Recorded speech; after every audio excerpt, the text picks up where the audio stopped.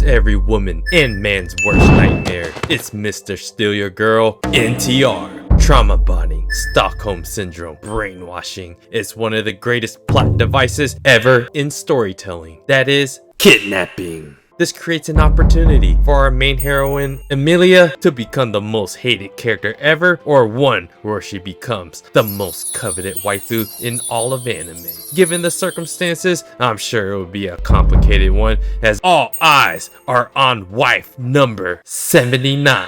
For this video, I'm gonna get into what makes ReZero Season 3, Episode 5, or Episode 55 overall a dark torn. What makes this episode one of the most compelling episodes of the entire season? It's because of the dreaded kidnapping arc. It's one of my most love-hate relationships in all of storytelling. It's one where we can experience the vile feeling of being NTR'd by the villains, or one where we can hopefully pull a Pandora and smack this boy Greed into the Shadow Realm with a snap of a finger.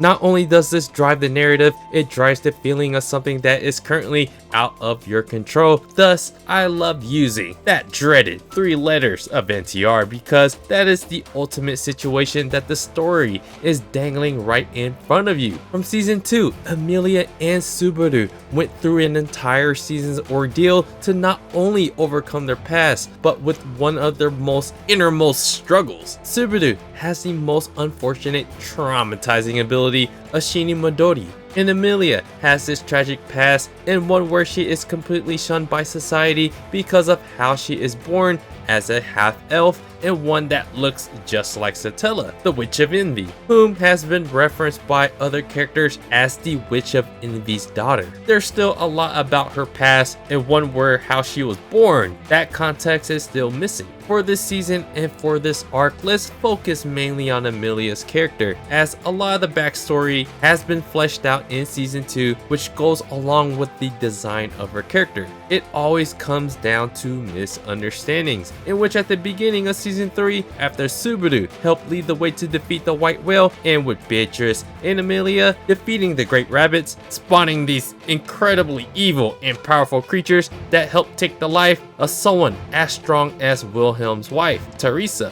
who was the master swordsman at the time. With these great feats, Emilia and Subaru gained more notoriety and helped curb a lot of the negative perception of them. Just look at the people of the village in Roswell's territory. Season 2 really made the giant leap in perception from all of the kingdom of Lugunica, where they gained the respect of many of their peers from other rivaling factions. With Emilia overcoming her past and beating all of the Witch of Greed's trials, she not only became more confident within herself, she gained real allies with the help of Subaru. That now includes valuable members like Garfield and Otto. They also solidified themselves with Roswell, holding up his end of the bargain by actually saving Emilia to her original pure intent of wanting to become the ruler of the kingdom of Lugunica. The key word I want to point to is pure. And I'll come back to that in a moment, and why the word pure or purity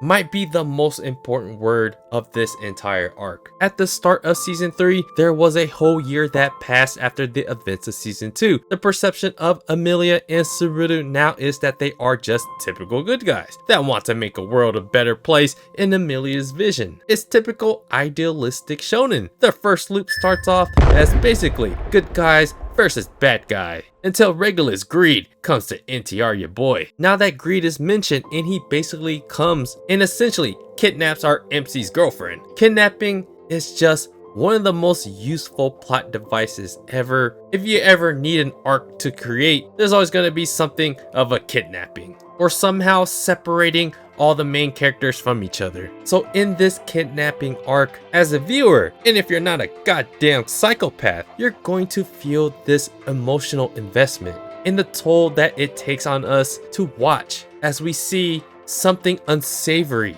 that may play out. It's a very stressful watch of what can happen to Emilia and the actions that Emilia takes that can be very cringeworthy for us to see play out. So the stakes of losing Emilia is what is literally holding this current plot together. Most importantly, it goes into the relationship aspect between Emilia and Subaru. This boils down to what Emilia is going to do now that she's in a position where she's forced to be married to Regulus. This is where Emilia's character development and how she acts will make or break this arc. Now, back to that keyword of purity. It's the word that represents her character the most. We all know how much of a good person she is, but it's so pure and innocent that she doesn't even know simple things like getting pregnant. Thanks a lot, Puck. And what being a virgin is. This is Emilia's most crucial character development for this arc.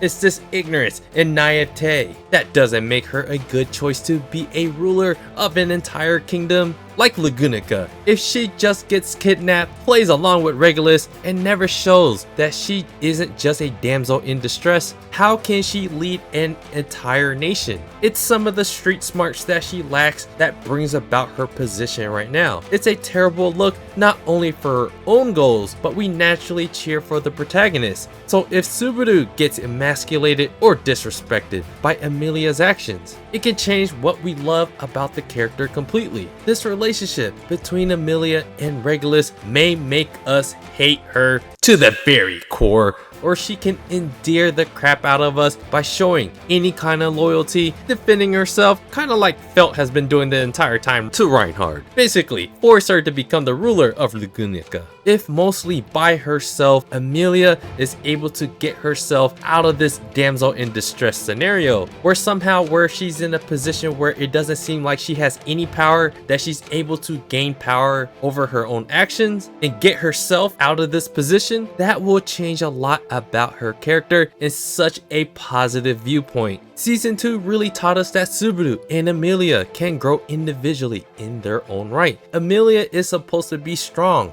not only physically, but emotionally by this point. She is supposed to already be courageous and one that makes sound decisions, like a ruler should. So this arc in season 3 will have to explore a different side to Emilia's character, or one that tests her own resolve again. One where she will one day be the ruler of the entire kingdom, and one where she cannot let Subaru down, just as much as Subaru cannot let her down and come up with a way to save her. This is the crux of Emilia's character development, that is testing how her purity and innocence may end up being her downfall. This is where many forks in the road for Emilia's character can go in all types of ways. She can just quite simply be the typical damsel in distress, or she can end up falling in the dreaded NTR rabbit hole that includes being trauma bonded, like in a Stockholm Syndrome situation, which is basically appealing to and understanding greed in any kind of way, and or allowing him to accept her in any way isn't going to be a great feeling either. If at any point we see Emilia begin to understand or even enjoy Greed's company, we're going to totally hate this aspect of her character. It's one thing if Emilia literally can't do anything about leaving Regulus' side, that is the damsel in distress. Depending on how Emilia acts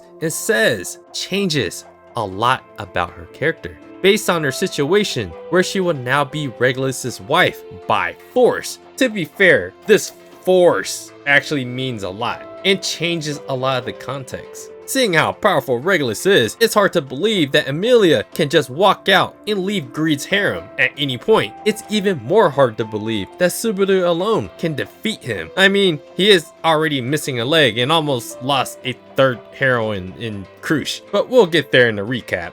Notice that at the beginning of episode 4, it begins and ends with Emilia, because that is first and foremost what is on the viewer's minds at all times. Everything in the middle all becomes technically a rising action. I think that's the technical term. But as this looming NTR thing with Emilia, Regulus, and Subaru, everything that happens in between, you get this feeling of, there are some exciting moments and fun dialogue that happen in between, but deep down we are feeling this very, very unsettling feeling that it's always going to be there until the heroine gets saved. And how that happens, we don't know yet. but that can change a lot about how we feel about these characters. This is what makes a kidnapping plot device arc so compelling. It's that natural threat of the 3 letters that I keep saying, of this NTR experience that we are experiencing as the viewer. While the Subaru and Emilia relationship and bond that they have may mean the most and literally can make or break us from hating the show during this kidnapping, it also gives us a chance for the villains to build their own depth to their characters. We get to see their viewpoints. No matter how warped it is, usually good villains have good reasons for the positions that they are in that we can kind of understand. Obviously, they're doing another Nanatsu no Taizai theme here, but what makes it a little bit more unique is the reasoning behind why these Sin Archbishops are what they are. The better Greed's character is, the better this whole kidnapping situation becomes. Now, after episode 4, the incorporation of lust literally upping the stakes of what is actually the most compelling part of the arc, which is Emilia and Subaru's bond being tested and trying to be broken by Regulus and Capella. Lust basically teased us with what she was trying to do to Crush when Subaru and Crush were fighting her, by giving her some of her mixed dragon blood. By the end of the episode, she basically said, "We are going to make you guys watch Subaru be NTR'd by Regulus and Emilia being married in the middle of the city for everyone to watch." So as you can see here, by the end of the episode and at the hook and at the end of the previous episode, it always stems back to Emilia, because I think that is the most fragile thing that we are feeling right now with what can happen to them. No one wants to see Subaru and Emilia's relationship be tainted.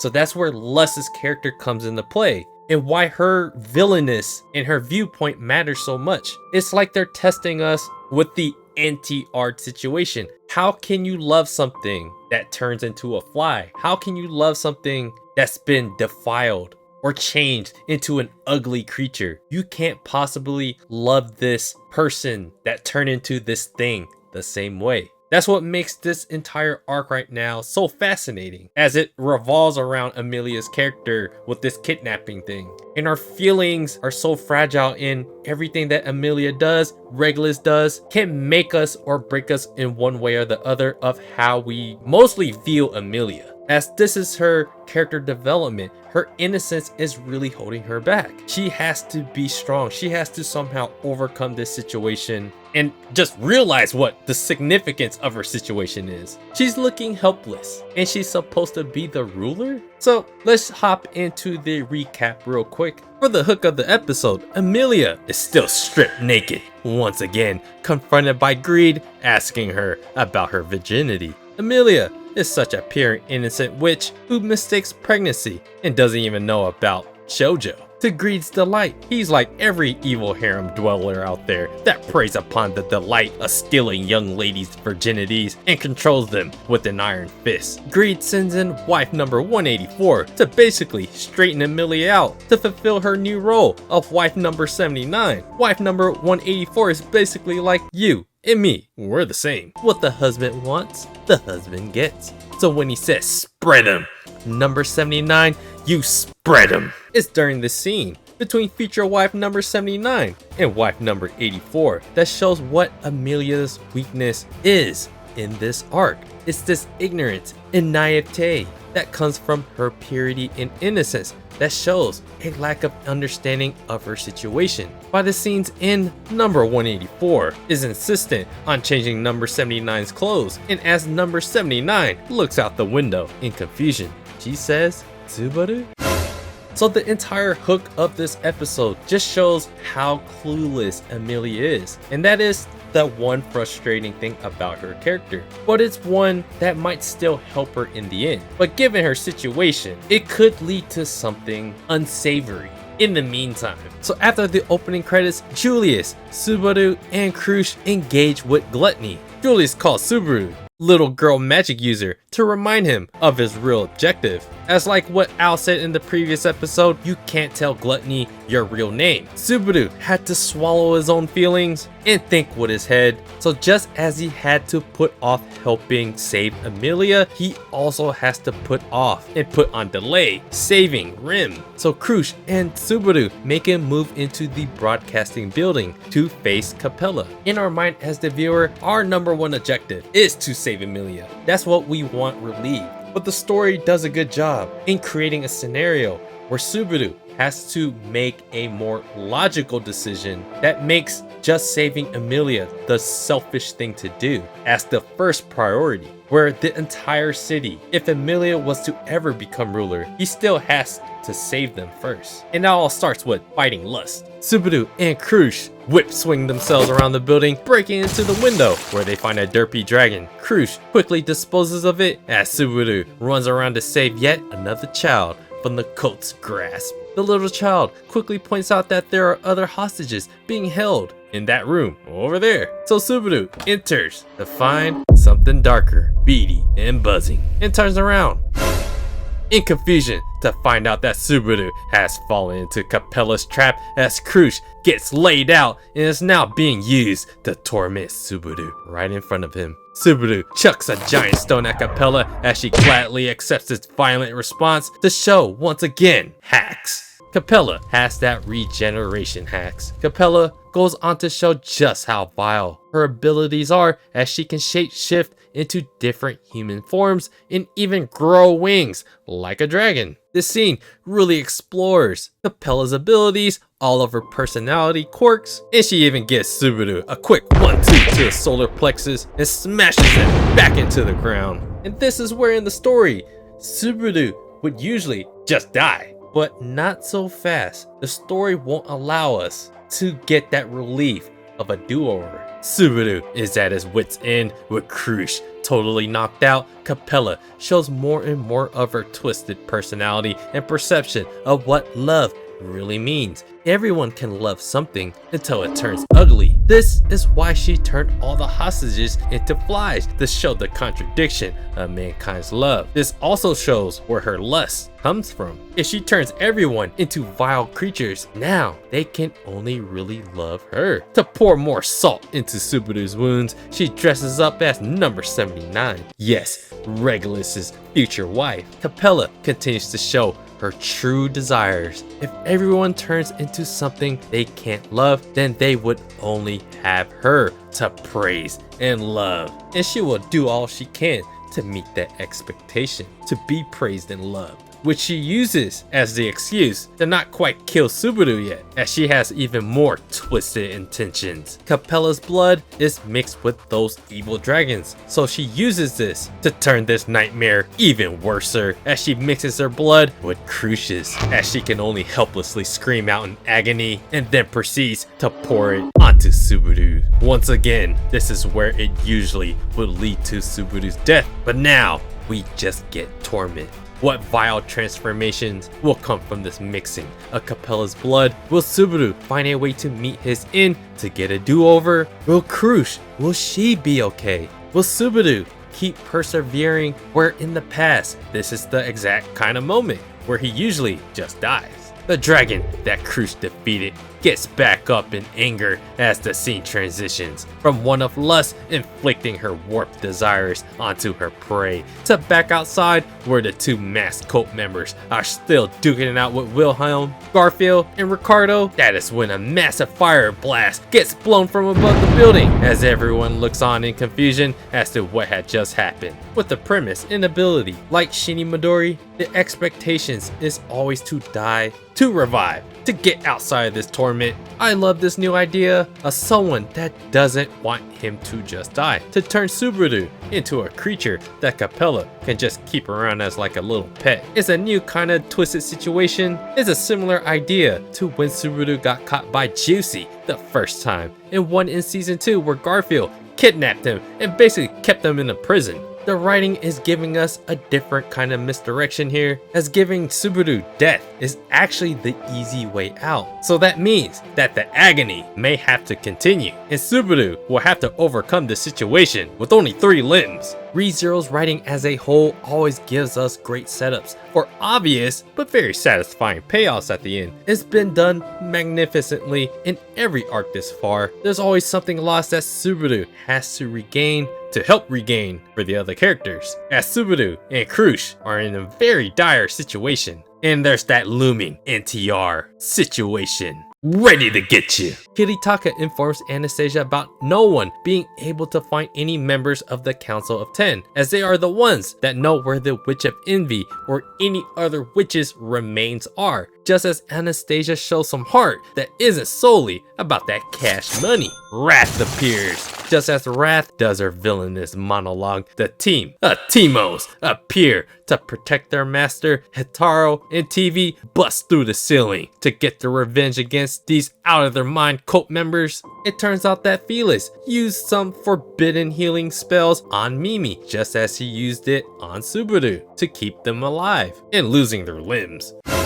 Hitaro and TV fend off Sirius as Felix takes Mimi and make a run for it, with Anastasia and Kiritaka making their move to escape. Kiritaka's men will take an escape route with Anastasia, as Kiritaka doesn't exactly say what his next move will be, as he's clearly in interest for the Sin Archbishops to kidnap. As the team of 2 furry lollies hold off this bandaged juicy lover, it takes us to the dysfunctional red-headed family. Out of nowhere, some bugs called Zota make a move upon their little slum lolly as drunk daddy loses control of her, the man with all the shonens his way into saving future slum queen. Heinkel taunts Reinhardt like, you don't got the balls to kill your own father, and that's where Felt comes in to give Heinkel a handful of an alcoholic beverage as it smacks his head into the unconscious abyss. As Heinkel gets tied up, it's your boy's boy, the most loyal homie of them all, that always comes in clutch when someone gets taken hostage. Otto! Only Otto would have the power of the divine protection to protect this young slum lolly from being taken advantage of. Otto explains that he survived the encounter with one of the gluttonies due to the white dragon scales. Then Felt commands Reinhardt to help Otto out, as we need our Lu-Bu, our Gojo, our Goku, our Shonen of Shonens in this show to go save the world. Felt will take his daddy to go find shelter, as Reinhardt and Otto go out to make their next move. In helping to fight the Sin Archbishops, 2 men come stumbling into the tavern, where Felt will get them to help carry this sorry excuse of a redhead father. This is why redheads are going extinct. Suddenly, the bell rings constantly as the entire city starts to shake out of nowhere. It looks like we are coming into a climactic point where we find out what the bell might mean. That always has the Sin Archbishops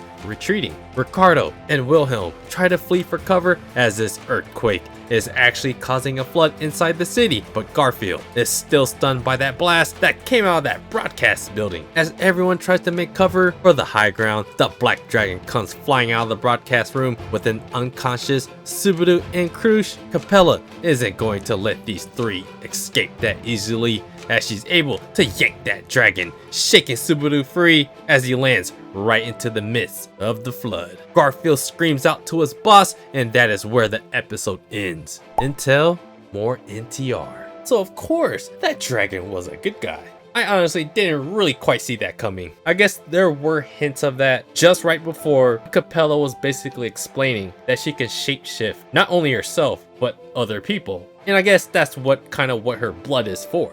This delaying of the Shini Midori ability to die and go back, this might be one of the longest runs, unless it's the final one where he doesn't ever actually die again. That fight between Subaru and Lust, that's usually a situation where he would just end up dying. So it's interesting to see just how long can Subaru persevere through this and actually be useful. So we're at the ending credits again. Emilia, wife number 79, continues to show that her innocence and lack of understanding of the situation doesn't exactly call for ruler quality. Number 79, number 184, look outside the window as the entire city is turning into shambles as Capella continues her broadcasting over the Emilia to terrorize the people in the city once again as the entire town goes into full-blown natural disaster mode. Capella makes more stipulations for the cult's demands, having been savagely attacked by the good guys. That is 1, to bring the Tomb of Wisdom, 2, bring the artificial spirit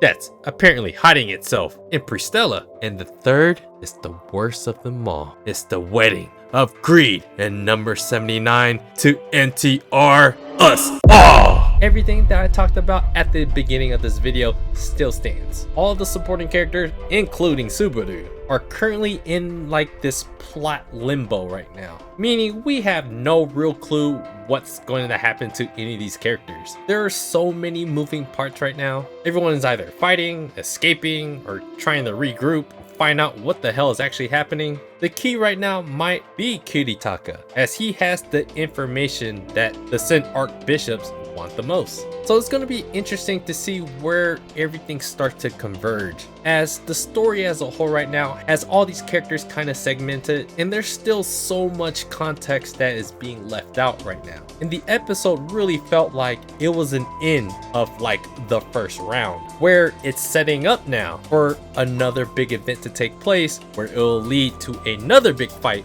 with the Sin Archbishops. But what is becoming clearer as this next big event might be one where it revolves around Regulus and Emilia, as they're making this big deal, us trying to show everyone, especially Subaru in the middle of the city, broadcasted to everyone that this possibly future ruler is about to marry Greed. It's like what I said at the beginning of this video, the story is just trying to NTR us. And we all want that relief of someone beating the crap out of Greed and saving Emilia. So yeah guys, let me know what you guys thought about this episode and everything up until this point. And do me a favor, hit the like button, subscribe to the channel if you guys haven't already. Check out my blog at otakusin.com. And I appreciate you guys watching.